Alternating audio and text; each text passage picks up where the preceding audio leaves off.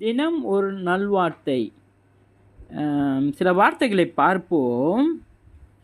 காதலித்து கைவிடுவது கொலை குற்றத்திற்கு சமமானது.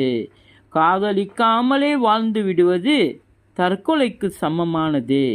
நான் இவ்வளவு நாட்களாக அனுபவப்பட்டதில் ஒன்றை தெரிந்து கொண்டேன். அது என்ன?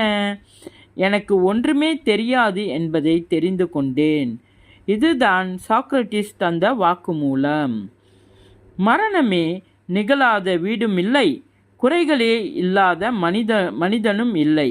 எல்லாம் எனக்கு தெரியும் என்று தன்னை காட்டிக் கொள்பவள், பாலைவனத்தில் ஏத்து மீன் பிடிக்கிறேன் என்பவள் இருவரும் ஒன்றுதான். பைத்தியங்கள்.